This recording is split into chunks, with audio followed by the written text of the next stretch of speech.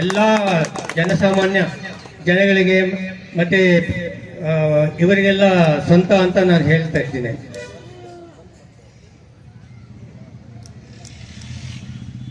ಈಗ ನನ್ನ ಕನಕದಾಸರ ಬಗ್ಗೆ ನಾವು ಮಾತಾಡಬೇಕು ಅಂತ ಹೇಳಿದರೆ ನಾನು ಮಾತಾಡ್ತಾ ಇದ್ದೀನಿ. ಇದಕ್ಕೆ ಮುಂಚೆ ಮೇಡಮ್ನವರು ನಮಗೆ ಕನಕ ಭವನಕ್ಕೆ ಪ್ರಾರಂಭ ಮಾಡೋದಕ್ಕೆ ತುಂಬಾ ಹೆಲ್ಪ್ ಮಾಡಿದ್ದಾರೆ. ಅದೇ ಪ್ರಕಾರ ನಮ್ಮ ಫ್ಯಾಮಿಲಿಯಿಂದ ಕೂಡ ಬೆಂಗಳೂರಲ್ಲಿರುವ ಕುರುಬರ ಸಂಘ ಹಾಸ್ಟೆಲ್ ಅದು 1947ನಲ್ಲಿ ಉದ್ಘಾಟನೆ ಮಾಡಿದ್ದಾರೆ. ಅವಾಗ ಕರ್ನಾಟಕ ಸರ್ಕಾರದ ಗ್ರಾಂಟ್ ಅಂತ ಒಂದು 60,000 ರೂಪಾಯಿ ಕೊಟ್ಟಿದ್ದಾರೆ. ಅದೇ ಟೈಮ್ನಲ್ಲಿ ನನ್ನ ವೈಫ್ ಶ್ಯಾಮಲಾ, ಅವ್ರ ತಾತ ಅವರು ನೀಲಗಿರಿ ಸಿದ್ದಪ್ಪ ಅಂತ, ಅವರು 2ನೇ ಹೈಯೆಸ್ಟ್ ಹಾಸ್ಟೆಲ್ಗಾಗಿ ಅವರು ಗ್ರಾಂಟ್ ಕೊಟ್ಟಿದ್ದಾರೆ, 25,000 ರೂಪಾಯಿ ಕೊಟ್ಟಿದ್ದಾರೆ. ಅದರಿಂದ ನಮ್ಮ ಸಮಾಜಕ್ಕೂ ಕುರುಬರ ಸಂಘಕ್ಕೂ ತುಂಬಾ ಸಂಬಂಧ ಇದೆ ಅಂತ ನಾನು ನಿಮ್ಗೆ ಎಲ್ಲರಿಗೂ ಹೇಳಕ್ಕೆ ಬಯಸ್ತೀನಿ. ಈ ವಿಷಯ ನಿಮ್ಗೆ ತುಂಬಾ ಜನ ಯಾರಿಗೂ ಗೊತ್ತಿಲ್ಲ ಅನ್ಸುತ್ತೆ. ಈ ವೇದಿಕೆ ಮೇಲೆ ನನಗೆ ಒಂದು ಹೇಳೋದಕ್ಕೆ ಆಪರ್ಚುನಿಟಿ ಬಂದಿದ್ದಕ್ಕೆ ಹೇಳ್ತಾ ಇದ್ದೀನಿ. ಸೊ ಈಗ ನಮ್ಮ ಕನಕದಾಸರು ಹುಟ್ಟಿನಿಂದಲೇ ದೇವರ ಕೃಪಾ ಕಟಾಕ್ಷೆಯಿಂದ, ನಮ್ಮ ತಿರುಪತಿ ತಿಮ್ಮಪ್ಪನ ಕಟಾಕ್ಷೆಯಿಂದ ಹುಟ್ಟಿದವರು. ಅಷ್ಟು ಮಾತ್ರಕ್ಕೇನೆ ಅವರು ಮುಂದಕ್ಕೆ ಏನಾಗ್ತಾರೆ ಅನ್ನೋದನ್ನು ನಾವು ಊಹಿಸಬಹುದು. ಅವರು ಬಾಲ್ಯದ ಬಗ್ಗೆ ನಿಮ್ಗೆ ಎಲ್ಲರಿಗೂ ಗೊತ್ತು. ಅವರೆಲ್ಲೋ ಬಾಡ ಗ್ರಾಮದಲ್ಲಿ ಹುಡ್ತಾರೆ. ಕಾಗಿನೆಲೆ ಕ್ಷೇತ್ರ, ಈಗ ಕಾಗಿನೆಲೆ ಕ್ಷೇತ್ರಕ್ಕೆ ನಾನು ಇನ್ನೊಂದು ನಮ್ಮ ಕರ್ನಾಟಕ ಸರ್ಕಾರ, ನಮ್ಮ ಮೇಡಮ್ ಅವರ ಸರ್ಕಾರ, ಸಿದ್ದರಾಮಯ್ಯನವರ ಸರ್ಕಾರ ಅವರಿಗೆ ಕೃತಜ್ಞತೆ ಹೇಳಿ ಬಯಸ್ತೀನಿ.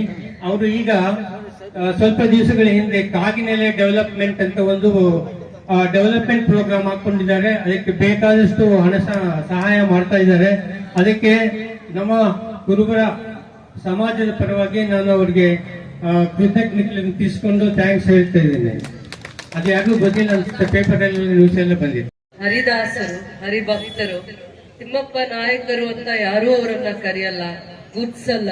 ಅಂದ್ರೆ ಅವರ ಸಾಧನೆ ಎಲ್ಲಿಗಿದೆ ಅಂತಂದ್ರೆ ದೇವರು ಭಕ್ತಿಯ ಭಂಡಾರವನ್ನ ಸಂಪಾದನೆ ಮಾಡಿ ಅವರು ಸಮಾಜಕ್ಕೆ ಕೊಡುಗೆಯಾಗಿ ಕೊಟ್ಟಿದ್ದಾರೆ. ಏನು ಅವರ ಸಾಧನೆ? ಕನಕದಾಸರು ಅಂದ್ರೆ ಆ ಹೆಸರಲ್ಲಿ ಏನು ಪವಿತ್ರತೆ ಇದೆ ಅಂತ ಹುಡುಕಿ ಅಂದ್ರೆ ಅವರು ಭಕ್ತಿ ಭಂಡಾರವನ್ನ ಮನುಕುಲಕ್ಕೆ ಸಾರಲಿಕ್ಕೆ ಬಂದಿದ್ದಾರೆ.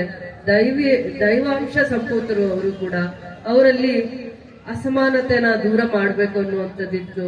ಯಾವಾಗ್ಲೂ ಅವರ ಪರಿಕಲ್ಪನೆ ಈ ರೀತಿ ಇತ್ತು, ಸಮಾನತೆ ಬಗ್ಗೆ, ಮತ್ತೆ ಭಕ್ತಿಯಿಂದ, ಶ್ರದ್ಧೆಯಿಂದ, ಮತ್ತೆ ಆ ರೀತಿಯ ಮನಸ್ಸನ್ನ ಗೆಲ್ಲಬೇಕು ಅನ್ನುವಂತ ವಿಚಾರವಂತಿಕೆಯಿಂದ ಅವರಲ್ಲಿ ಒಂದು ಬದಲಾವಣೆಯನ್ನ ತರಬೇಕು, ಮನುಕುಲದಲ್ಲಿ ಬದಲಾವಣೆಯನ್ನ ತರಬೇಕು ಅನ್ನುವಂತ ಶಾಂತಿ ಸಂದೇಶವನ್ನ ಅವರು ತರ್ತಾರೆ.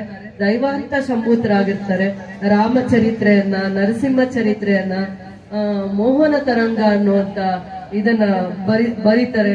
ಅವರ ಚರಿತ್ರೆಯಲ್ಲಿ ಬರಿತಾ ಭಕ್ತಿ ಭಾವ, ಭಕ್ತಿ ಭಂಡಾರ, ಭಕ್ತಿಯ ವಿಚಾರದಲ್ಲಿ ಹರಿಕಾರರಾಗಿರ್ತಾರೆ. ಅಂದ್ರೆ ಹರಿಯನ್ನ ಆರಾಧಿಸುವವರಾಗಿರ್ತಾರೆ.